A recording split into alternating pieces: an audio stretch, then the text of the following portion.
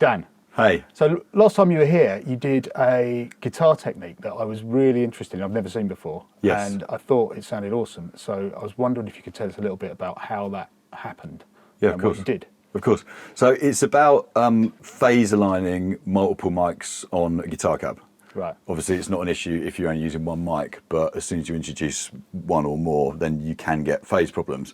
The reason I use multiple mics is so I've got different tones from each individual microphone that I can then balance. So in this instance, and ordinarily, I'm using a 57, or it could be some other sort of condenser. Mm-hmm. I've got an 87, a 57 or some sort of other sort of dynamic. An 87 condenser or something else that's sort of quite bright, and then a ribbon or anything else that's sort of quite fat and dull, which means when I've got all the mics phase aligned, I can blend between them to change my guitar sound. So what I'm going to do to align them is I'm going to play pink noise through the amp and into the cab. And then the first thing I'm going to do is move the 57 around to find the sweetest spot on the cone. So I'll be listening for the point where it goes really bright, and then I'll probably take it a little bit off that so it's not really piercing. So you're going to be listening in the I'll be room. in the live room Right. on a pair of headphones in front of the cab. Right, okay. It's something I would do if I was only using one mic, regardless of phase lining, probably just with the guitar signal coming through on headphones, just to try and find the sweetest spot. Because Right. it's amazing how different and varied it can be even 2 centimeters away, Right. you know. But yes, I'm going to do that with the first mic in front of the cab with headphones on. Then I'm going to come back in and I'm going to open up the 87 and put that out of phase with the 57, and go back in with the pink noise still playing and try and get it to cancel, to phase cancel. Obviously, that's physically impossible unless it was exactly the same mic in exactly the same position, but I'll try and get it near as damn it. And that means once the mic is then put back in phase, they will be pretty much phase aligned. So you're listening for a dip? Yeah, I'm listening for it to. So if it was the physically impossible scenario of 2 mics at exactly the same point, there would be silence. Right, you would hear silence. But yeah, I'm basically listening. It should sort of sound like wind. There might be a lot of bottom left, and there might be a lot of really high end. But that's the stuff that I don't need in the guitar signal anyway. Okay. And then I'll do the same with the third mic. And then we'll pop them all back in phase, and we'll have nice free phase aligned microphones that we can then tonally blend. So at that point, I'll use a bit of guitar that I've got recorded, and we'll have a listen to it. And then I'll also go through how I'm going to sum them through an EQ and compressor. Great, yeah. Cool, okay. Nice. So I'll send the noise into the cab. So that's the sound of the SM57 in front of the cab, just picking up the pink noise. Okay, cool. So I'm going to go in and start moving that around and find a sweet spot.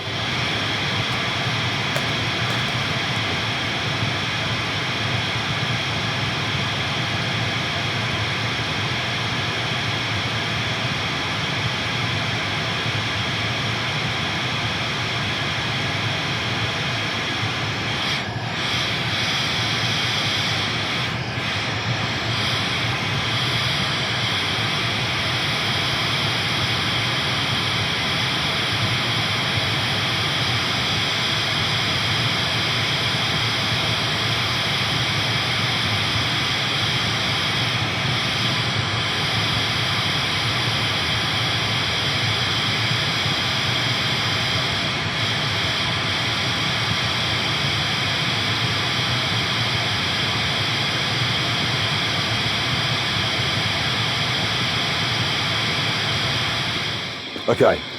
So you could hear it, yeah. You could hear that changing? Yeah. Yeah, cool. So one thing, just make sure you get your microphone stands, you've got really good microphone stands here, because it's the bane of my life when you do this and then you come in next day and it's all falling apart. Yeah. So I was making sure that one's really solid. So yeah, you could hear it in here, right? Yes, yeah, we've got that.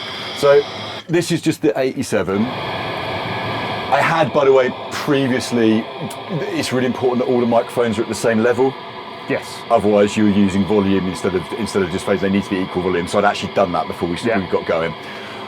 So that's the sound of the 87 ohm, which is in position. Put it up, and then I'll pop it out of phase. I'm going to go in and move it around, but that's sort of the sound that I'm going to be listening for. It's sort of that windy sort of noise, but I can probably get it better than that. Okay. So let me go and move that one around. Okay.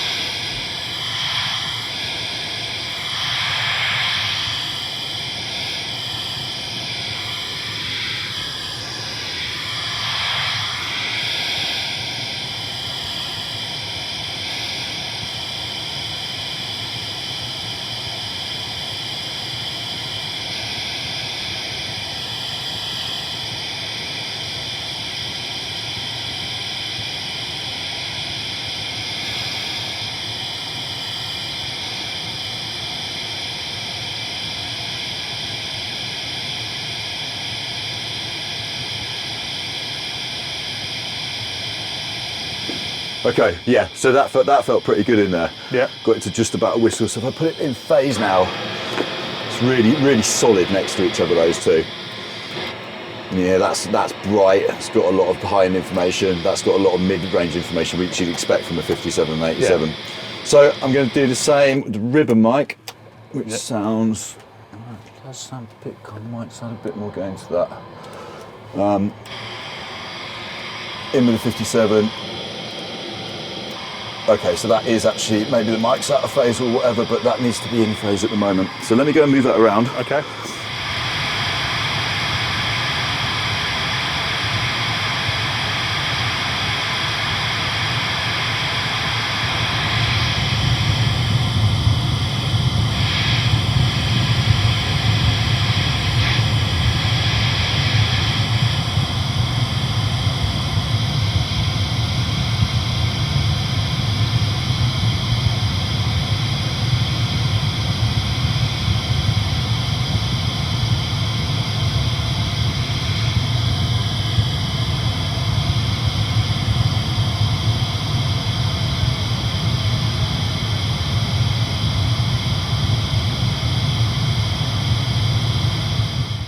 Okay, so that's the ribbon mic in place.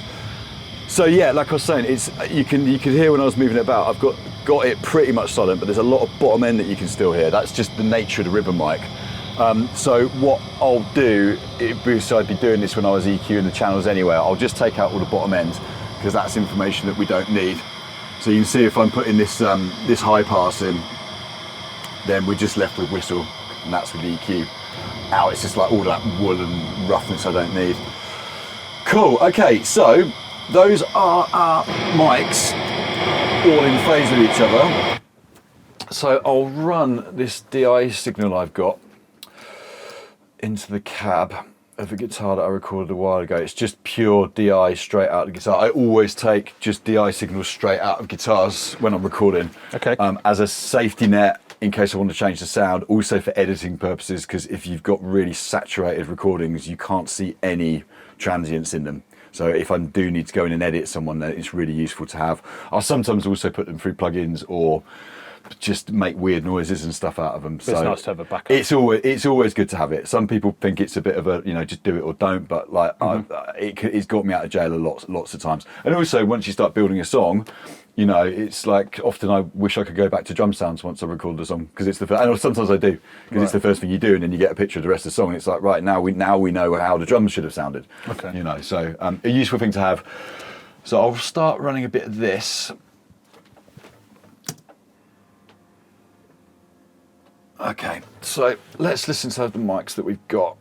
So yeah, so that's I've got the guitar reamp playing. So let me just start bringing up the microphones. So that's the 57, nice and mid-range and bitey as you'd imagine. That's the 87, nice and bright, quite sort of hi-fi sound. Doesn't have that mid-range that the 57 has, but likewise the 57 doesn't have the top end that that's got. And then the ribbon mic, really fat, like loads of bottom, like the wood of the cab that I'm hearing in there. So at this point, I'd just start blending them together and see what we've got. So bring a bit of that up with it.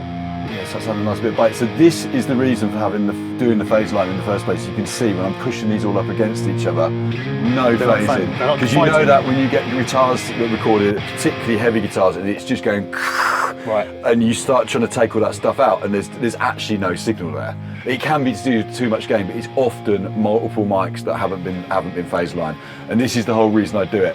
Also, so if I've got a guitarist and we're setting stuff on the amp, which I'm not going to go into in this video, we'd already got a sound up, but if I was getting a sound up on with a guitarist, I'd be going in here and maybe like we want a bit more treble or a bit more gain or whatever.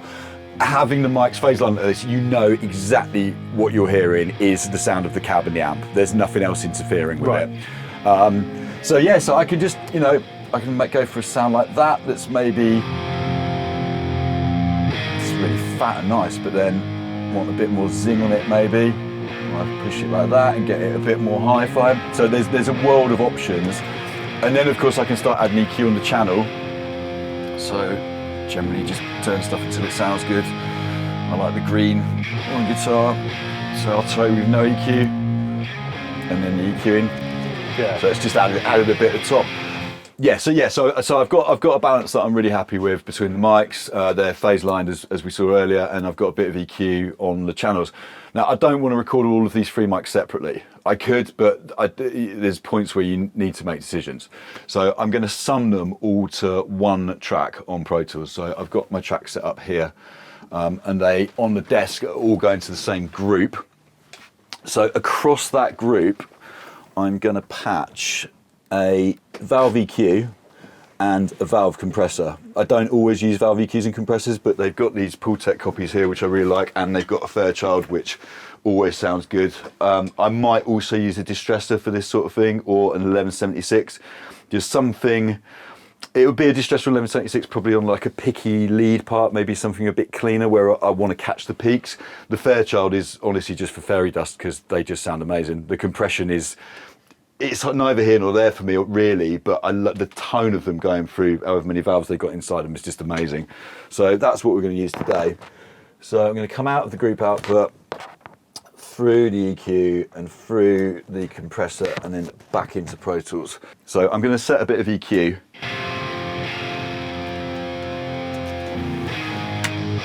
So I'll put it in. Again, this is just fairy dust really. I would do most of the tonal balancing on the mics and with the EQ on the desk, but let's go for something a bit fizzy. So that's a bit 5K, quite like that. Let's see what it does higher. Yeah, that's a bit much. Oh, I like that. Okay, that's cool. Let's see what we can do on the bottom. These are great. I love these. Yeah, so that's without it. And that's in. Just adding a bit more better really. And then this compressor doesn't have a bypass on it, but I'd sort of set it earlier. So like I said with the Pultec, it's really for flavour. So it's not really doing that much compression. But if I just pulled a patch lead out, so that's before, that was what was just coming off the desk, and then that's with it going through the EQ and compressor, so just a bit more better. Okay, so let's add the room mic in. Oh, because you do something interesting with the room. Yeah, it's these desks, the mic amps respond particularly well. Some mic amps, I'm going to distort the room mic horrifically, but use it to add a bit of energy under the guitar. Some preamps just won't take it and they just go into sort of horrible square wave noise. But what have you got in the room? What mic? I've got a 414. I generally use some sort of bright condenser to do this. And it's not very far away from the mic. It's probably about, I don't know, 12, from the cab, sorry, it's probably about 12 feet. But it doesn't really matter where it is when you're doing this much distortion to it. But let's see what we can get out of it. Okay, so this is the room mic on its own? That's the room mic as you'd sort of ordinarily record it, just a bit of room. But with these mic pre's, you can go silly, crank them right up, push in with the EQs as well. So I'm just taking a bit of the nastiness out the top. Okay, and then let's listen to the signal, and we'll push this up underneath. So like, if that was a solo, it's not very applicable on a room guitar, but you can hear, particularly the mix. And I am recording this to a separate track. I wouldn't sum that with the close mics, but it can be really great to have that underneath. And these pre's do something that I wouldn't get to do with a plugin. You know, and sometimes I'd have it really, you know, almost getting like a ring from it with the amount of EQ that's on it. Like that sort of thing. Getting really honky and nasty, but yeah, it's something I like to do because it goes from a great sound to something really exciting. Yeah, it's interesting you say it's something you can't get from a plugin, which is rare these days. Absolutely. Well, it's also partly the gain from the EQ. Yeah. Saturating as well. Like the gain on a plugin won't break up like that. You know, it's a very different thing, and it's also the analog stage. It's like I don't know how much gain's going through there, but that's effectively limiting it, which in a plugin would just go to digital clipping, which I like sometimes, which can be great. But like yeah, I was so pleased the first time I came here and turned them up and was like, oh, I remember what these ones do. yeah, So yeah, great. Nice. That was a good stop there. It was, wasn't it?